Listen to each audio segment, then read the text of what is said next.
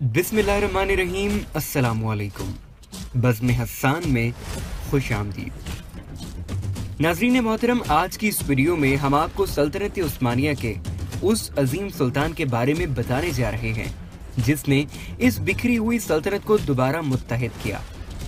हमने आपको अपनी पिछली वीडियो में सुल्तान बायज़ीद अव्वल की असल दास्ताने हयात से आगाह किया था, जिन्होंने इब्तिदाई तौर पर तो जबरदस्त फतूहात हासिल की, लेकिन फिर बादिज़ां कुछ गलत फैसलों और गलत जंगी स्ट्रेटजीज के बायस वो अपने सबसे बड़े दुश्मन तैमूर के हाथों गिरफ्तार हो गए, जिसने उन्हें एक पिंजरे में कैद कर दिया और इसी हालत में उनका इंतकाल हो गया।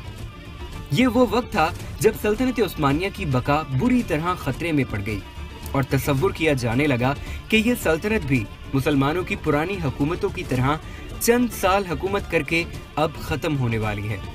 अफसोस की बात यह है कि बायज़ीद के बेटे सल्तनत की बाक़ियात पर कब्जा करने के लिए 10 साल तक आपस में ही लड़ते रहे, लेकिन फिर वो शख्स इक़्तिदार में आया जिसने खाना जंगी का खात्मा किया और एक बार फिर इस अजीम सल्तनत की क़यादत अपने आबा व अजदाद के तारीखी ख्वाब को पूरा करने के लिए की।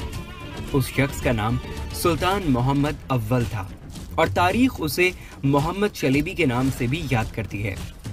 मोहम्मद अव्वल 1379 या कुछ रिवायात के मुताबिक 1387 ईस्वी में बुरसा में पैदा हुए। आपके वालिद सुल्तान बायज़ीद अव्वल थे और आपकी वालिदा दौलत खातून थीं। आप दरमियाना कद, गोल चेहरे, मिले हुए अब्रू, सफेद रंगत, सुर्ख गाल, कुशादा सीना, ताकतवर जिस्म और बला की फुर्ती के मालिक थे। अल्लाह ताला ने आपको कमाल शुजाअत और बहादुरी से नवाजा था। वो बहुत अच्छे पहलवान थे। सुल्तान मोहम्मद अव्वल की जिस्मानी ताकत का ये आलम था कि कई कमानों के तानों को बैक वक्त खींच लेते थे।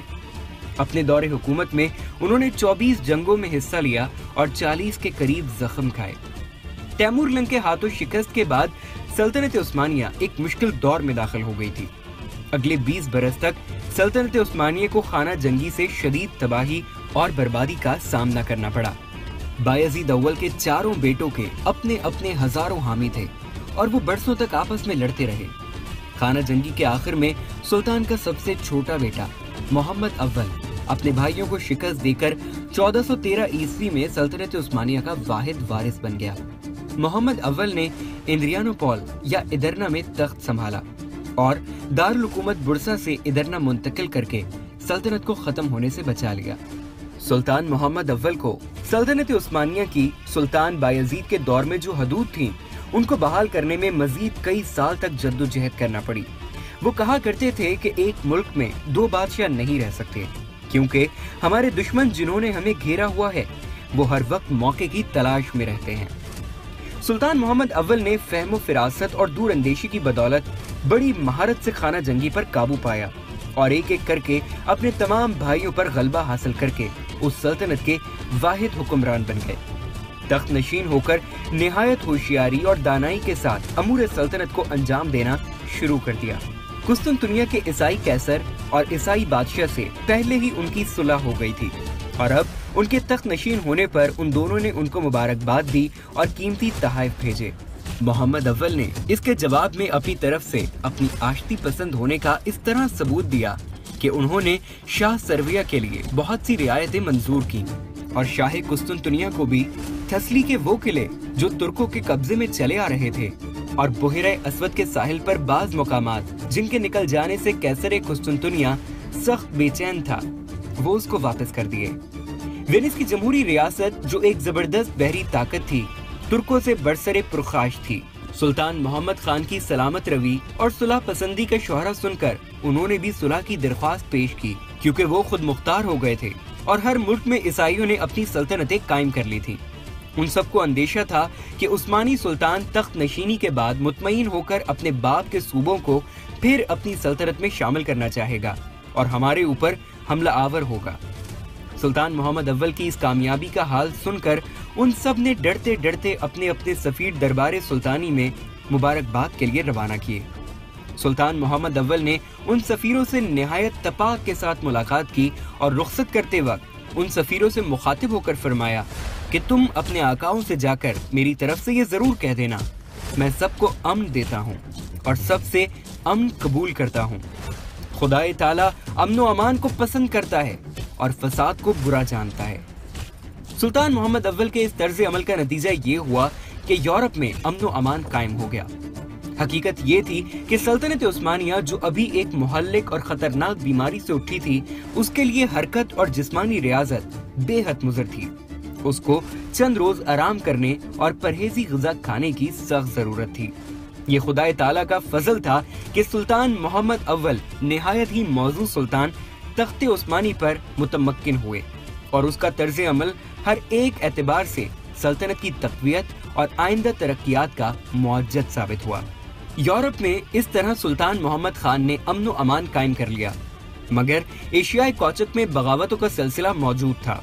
चुनांचा सुल्तान को माह फौज खुद एशियाई कौचक में जाना पड़ा। वहाँ उसने अव्वलन सरमना की बगावत खत्म की। उसके बाद फरमानिया के बागियों को ताकत के जरिए खामोश व महकूम बनाया गया। फिर सुल्तान ने ये इलाकाना तदबीर की कि एशियाई कौचक की मशरकी हदूद के मुत्तसिल जो रियासतें या सल्तनत तैमूर की वफात के बाद कायम हुई, उन सब से दोस्ताना ताल्लुकात कायम किए और तमाम एशियाई कौचक को अपने कब्जे में लेकर इत्मीनान हासिल किया, ताकि फिर कोई हमला तैमूरी हमले की मानंद ना हो सके। सुल्तान मोहम्मद अव्वल एशियाई कौचक इंद्रियानोपोल में आ चुका था तो दर्दनियाल के करीब बोहरा इंजबीन में वेनिस के जंगी बेड़े से सुल्तान के जंगी बेड़े की सख्त लड़ाई हुई, जिसमें सल्तनत उस्मानिया के बेड़े को सख्त नुकसान का सामना करना पड़ा। इस लड़ाई का बाइस ये था कि बोहरा इंजबीन के जजीरों के रहने वाले बराए नाम वेनिस की जमहूरी हुकूमत के मातहत थे। ये लोग सुल्तान के साहिली इलाके मसलन गैलीपोली वगैरह पर छापे मारते रहते थे। सुल्तान ने उनकी सरकूबी के लिए अपने जंगी बेड़े को हुक्म दिया, लेकिन उसका मुकाबला वेनिस के बेड़े से हो गया जो बहुत ताकतवर था। लिहाजा सुल्तान की बहरी फौज को नुकसान उठाना पड़ा। इस बहरी लड़ाई के बाद बहुत जल्द फिर से वेनिस के साथ अहदनामा सुलह की तजदीद हो गई। वेनिस एक बहुत छोटी सी रियासत थी जो जमहूरी उसूल पर कायम थी, लेकिन बोहरा रूम में उसकी बहरी ताकत सब पर फाइक थी।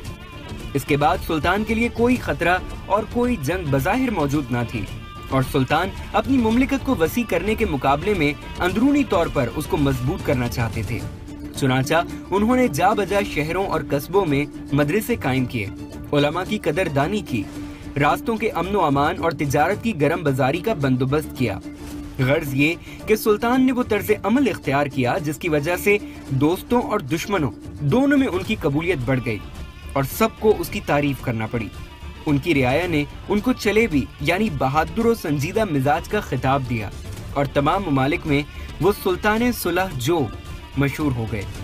मगर बावजूद इसके उनकी अमलदारी में एक फितना बरपा हुआ जो उनके गुमशुदा भाई ने शुरू किया।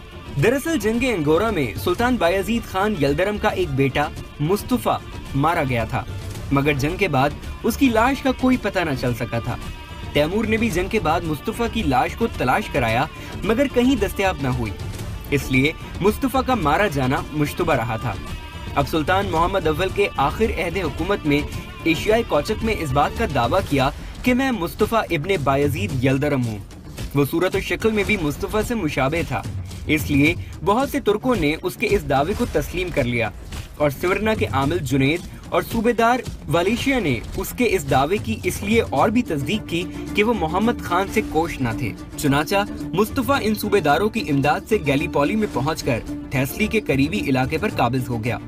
सुल्तान मोहम्मद अव्वल इस खबर को सुनते ही फौरन फौज लेकर मुकाबले पर पहुंच गए और सालोनिका के करीब एक सख्त लड़ाई के बाद मुस्तफा मज़कूर शिकस्त फाश खाकर भाग गया और कैसर कुस्तुनतुनिया के पास पहुंचकर पनाह गुज़ीर हुआ।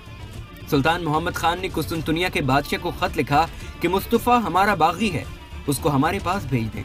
लेकिन कैसर ने उसको वापस देने से इनकार करके इस बात का वादा किया कि मैं उसको निहायत एहतियात के साथ कैद और नजर बंद रखूंगा, बशर्त ये कि आप उसके नान नकफा और इखराजात के मुआवजे में एक रकम मेरे पास भिजवाते रहें। चूँकि इन दिनों मुसलसल बगावतों से सुल्तान मोहम्मद अव्वल ज्यादा फिक्रमंद हो गए थे और इसीलिए वो और भी ज्यादा इस हिकमत अमली पर अमल करना जरूरी समझते थे कि कैसर या दूसरे ईसाइयों से लड़ाइयाँ न छेड़ी जाएं। चुनांचा उन्होंने कैसर की बात को मंजूर कर लिया और मुस्तफा बागी को कैदो नजर बंद रखने के लिए मुआवजे में एक मुनासिब रकम भिजवानी भी मंजूर कर ली। इस बगावत के खत्म होने के बाद भी सुल्तान मोहम्मद खान को मुस्तफा बागी का ज्यादा ख्याल रहा और उन्होंने कुस्तुनतुनिया के कैसर से अपने ताल्लुकात को ज्यादा खुशगवार और इस्तफार बनाना जरूरी समझकर खुद कुस्तुनतुनिया जाने का फैसला किया, जबकि वो एशियाई कोचक से दरदानियाल को अबूर करके गैलीपोली होते हुए एंद्रियानोपोल को आ रहे थे। कैसर कुस्तुनतुनिया ने सुल्तान मोहम्मद अव्वल की आमद का हाल सुनकर बड़ी आवभगत की और उनका निहायत ही शानदार इस्तकबाल करके कुस्तुनतुनिया में लाया गया। यहाँ सुल्तान और कैसर में दोबारा अहदनामा दोस्ती की तजदीद हुई। इसके बाद सुल्तान को फिर से गैलीपोली की तरफ जाना पड़ा, जहाँ 825 हिजरी बमुताबिक 26 मई 1421 में सुल्तान मोहम्मद अव्वल का सकते के मर्ज में मुब्तला होकर इंतकाल हो गया। मोहम्मद अव्वल की उम्र इंतकाल के वक्त महज 40 साल थी और उन्होंने सिर्फ 8 साल हुकूमत की।